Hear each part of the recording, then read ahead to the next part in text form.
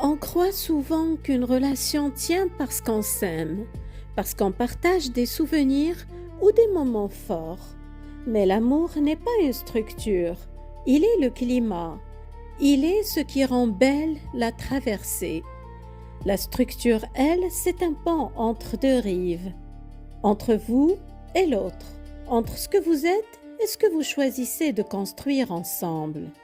Un pont, ça se conçoit, ça se construit pierre par pierre, ça peut être solide, ça peut vaciller.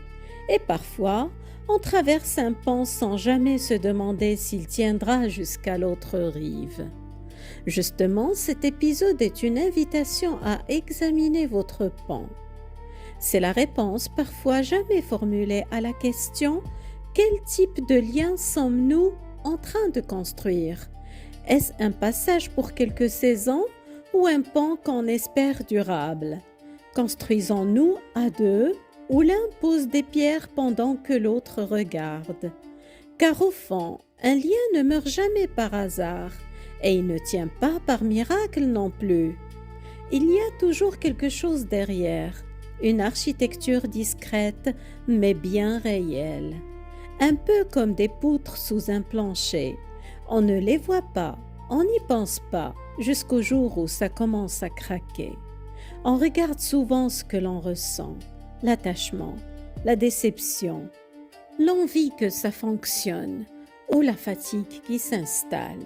Mais on observe beaucoup moins ce qui organise vraiment le lien.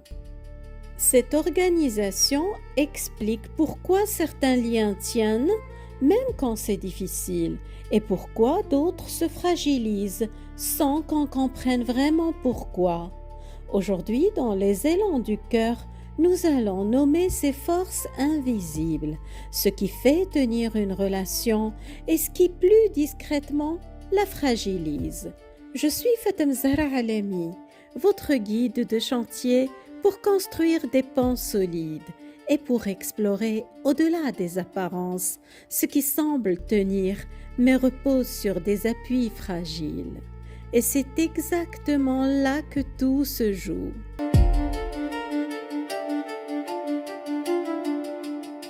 Une relation ne se comprend pas à travers ce qu'elle montre en surface, mais à travers la façon dont elle est structurée en profondeur. Dans l'architecture d'une relation, il y a d'abord quelque chose de très simple et de fondamental, la place que chacun occupe. Parfois, cette place est équilibrée, parfois elle ne l'est pas. Il y a la place visible et la place implicite. Cela se traduit par la manière d'être ensemble, de se répondre, de s'ajuster, de faire vivre le lien. Dans certaines relations, les places sont équilibrées. Les deux personnes participent au même niveau, les mouvements se répondent. Dans d'autres, elles se stabilisent différemment. L'un prend plus d'espace relationnel, influence la direction, le rythme, s'ajuste moins. L'autre s'adapte davantage à la dynamique du lien. Les jeux de pouvoir sont souvent invisibles ici. Celui qui peut exprimer son mécontentement et l'autre qui doit se taire pour ne pas faire de vagues. Celui qui donne le cadre et celui qui s'adapte. Quand l'un commence à s'ajuster davantage, à comprendre, anticiper, relancer, maintenir le lien vivant, c'est là que naît souvent le déséquilibre. Ce n'est pas un moment ponctuel où l'un donne plus que l'autre.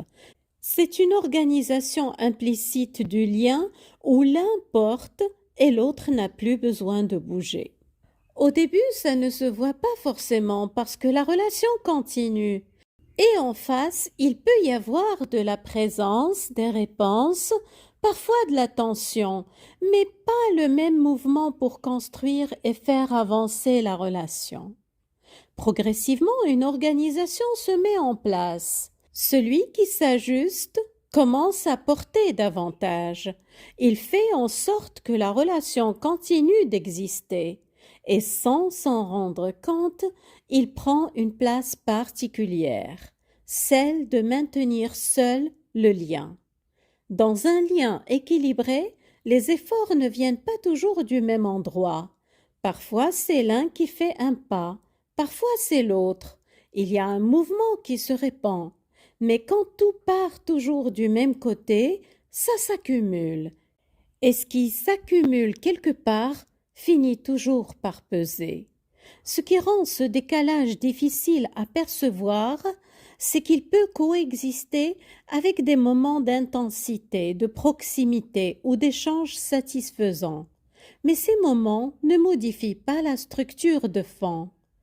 Ils s'inscrivent dans une dynamique où l'investissement reste fondamentalement déséquilibré. La relation ne repose pas seulement sur deux personnes, mais sur les places qu'elles finissent par occuper.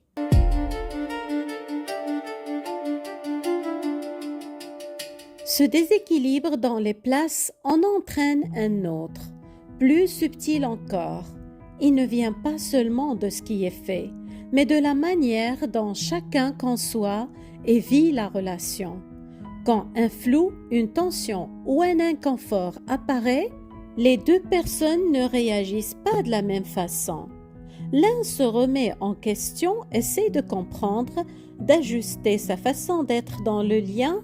L'autre, en revanche, n'habite pas le lien avec le même niveau de responsabilité.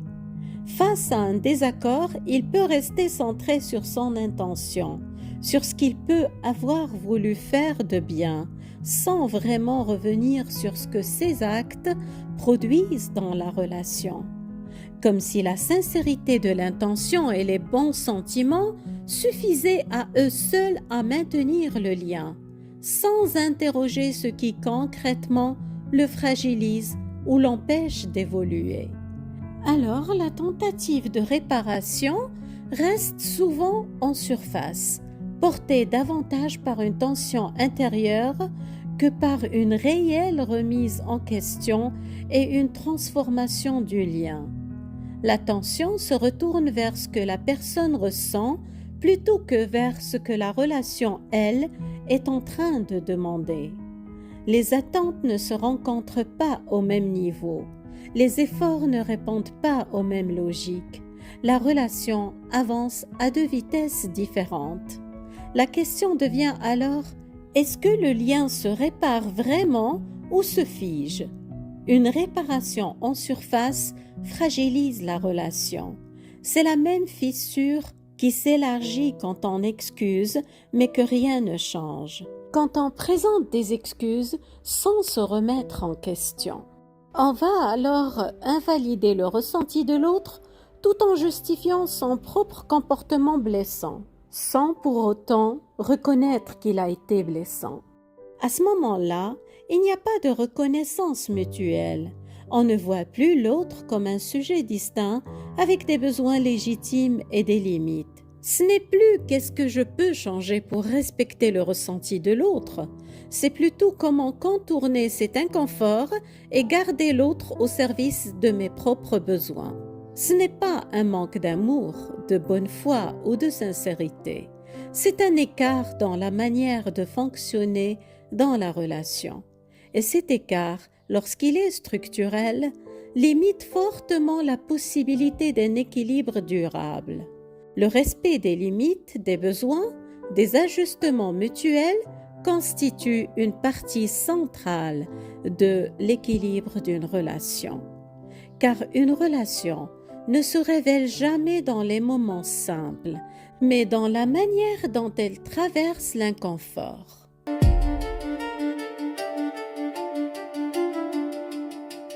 Il y a une autre dimension plus silencieuse, mais tout aussi structurante. C'est l'écart entre ce qui est réellement vécu et ce que l'on continue d'espérer.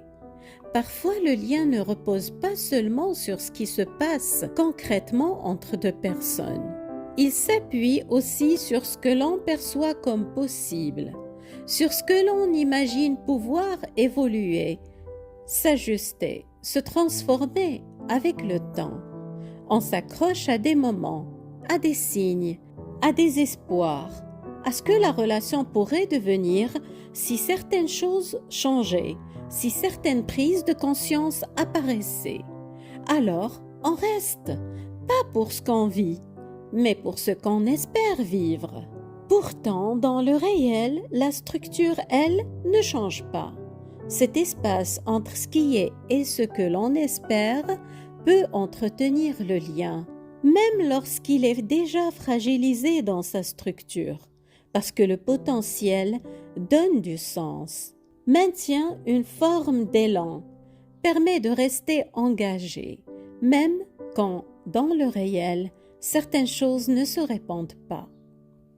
Mais il crée aussi un décalage entre le vécu concret de la relation et l'image de ce qu'elle pourrait être dans un autre scénario. Et c'est là une grande fissure dans la structure du lien. Car une relation ne se construit pas sur ce qu'elle pourrait être, mais sur la réalité de ce qui est vécu et partagé, sur ce qu'elle est réellement dans sa manière de fonctionner. Tant que le lien repose en partie sur une projection, il peut donner l'impression de tenir, alors que ses fondations, elles, passent au second plan, sans jamais être consolidées.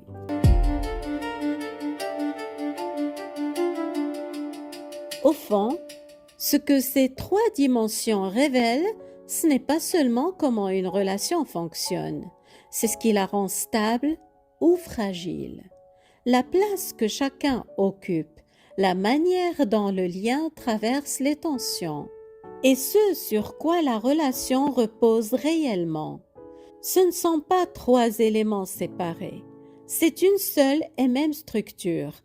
Et c'est cette structure qui crée ou non un sentiment de sécurité dans le lien. Parce que la sécurité ne vient pas de ce que l'on ressent au début, ni de ce qu'on l'on espère. Elle vient de ce qui, dans la relation, est réellement construit, partagé et soutenu dans le temps. Une relation ne sécurise pas parce qu'elle promet, mais par la manière dont elle est structurée. Et un lien ne se fragilise jamais par hasard, il révèle simplement ce sur quoi il repose. Ajoutons une précision essentielle. Ce qui rend ces relations difficiles à lire, ce n'est pas leur complexité, c'est qu'elles donnent à la fois quelque chose et qu'elles empêchent autre chose. Elles peuvent contenir de la présence, de l'échange, parfois de l'attachement, mais elles ne permettent pas une réciprocité réelle, non pas dans les intentions, mais dans les faits. Est-ce que les efforts circulent? Chacun est-il capable de s'ajuster, de reconnaître, de participer à l'équilibre du lien? Ou, implicitement, la relation repose-t-elle sur une seule personne? Deux personnes peuvent être sincères, avoir de bonnes intentions, mais ne pas fonctionner au même niveau de responsabilité. Ce décalage, l'une cherche à construire, l'autre reste plus figée, empêche la relation d'évoluer de manière équilibrée. Ce sont des détails en apparence, mais ce sont ces détails qui montrent comment la relation fonctionne réellement. Prenez soin de la structure de vos pans et surtout, prenez bien soin de vous.